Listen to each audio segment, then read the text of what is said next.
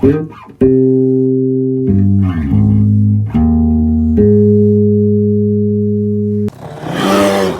now, Grizz here, and if you've been watching my channel for a while, you know I am a big fan of the classic Boker 182 Humpback 6-bladed scout knife, camping messer, camp messer, whatever you want to call it, sports messer, that's what I believe they call it. But yeah, it's just a great pattern. You've got the bail on the proper end, where you can't close the blade on it, because on other knives, when the bail is at this end, the blade can close right on the bail, even though that blade's about gone. But anyway, what do I like about this knife? What I like is just it's beautiful. That's really it. I mean, it's got the same features as any other Swiss Army knife, but it just looks cool. It stands out.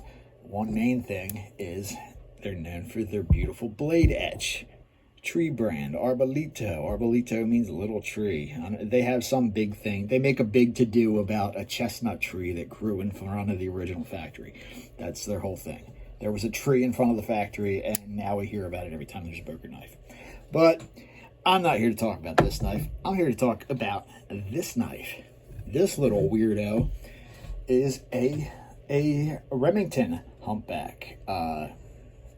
Yeah, so Remington made this same knife, basically the exact same knife, pretty much during the exact same time. Now, Remington had poached some of Boker's talent, so it's no surprise that they duplicated some of Boker's patterns. It's not clear who came out with these first. According to Boker, they've had a camp knife since 1869. But I don't think it was this one. But these, for certain, started being made in the early part of the 1920s.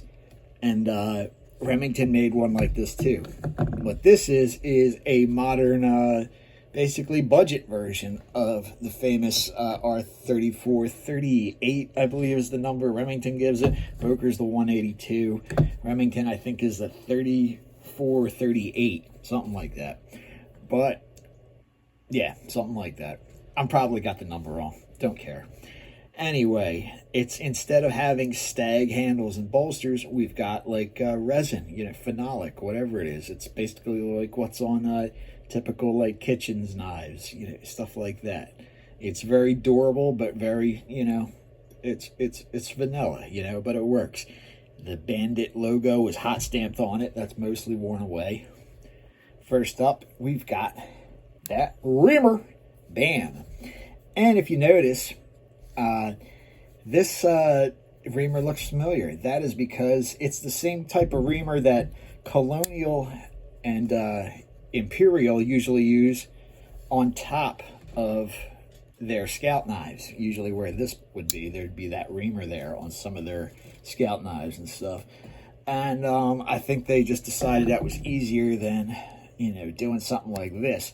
This part has to be machined and milled, whereas this part is just stamped and then ground, and that's it. So much easier to make.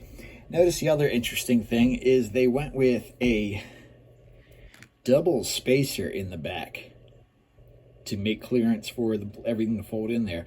Instead of making one thick spacer, they just did two in the thinner sheet metal, which is fine. Does the same job. Next up, we've got the one downside. This is the one thing that ruins this knife. What bothers me is when a knife is like almost all the way there, but one little thing really makes it suck. And that's this corkscrew. If it looks blatantly different from the other metal, that's because I don't even think it's steel. This looks like pot metal. It looks like the really cheap corkscrews you might buy at a liquor store for $1 if you were going to a party and weren't sure if you'd have a corkscrew or not. Something, I don't know, something like that.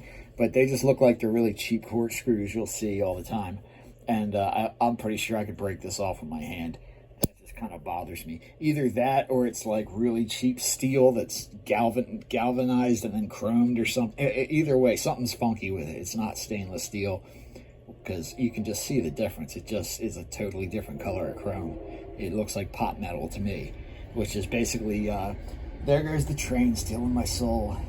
If you've never heard the term pop metal before, pop metal is like a utility material that's made from basically junk metals that are combined together to make stuff is useful, but it's not very strong or durable. It's just for cheap products. But on top, we got the safety can opener. Looking good. Nice snap, nice action. Everything's tucked in there nice and tight. You can see why they went with this double spacer, because of how thick just the way they did the pen blade there. They had to kick this way over, so they needed that extra space. Next up, we've got the cap lifter screwdriver. Gotta have that. It ain't a multi-tool without that. That's what I heard. Next up, we've got, look at that clip blade. This is a very interesting clip blade. This one has a bad clip blade on it, so that's not going to help me out. But yeah, it's just a very stubby, but still with a long clip. Very cool. And it's cool because it's got the Remington Made in USA tank stamp on it too. Last but not least, let's get to the grand finale. We've got this really nice main blade. It's got a hollow grind going on.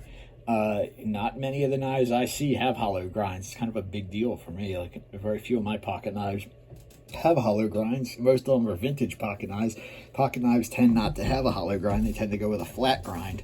And if you don't, in the case you don't know what a hollow grind is, that just means this was ground rather than on a flat grinding stone. It was ground on a wheel.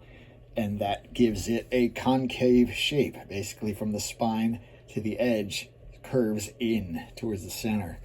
It's that's what makes it a hollow grind. It's hollow in this area here, rather than just being a flat edge from the top all the way down.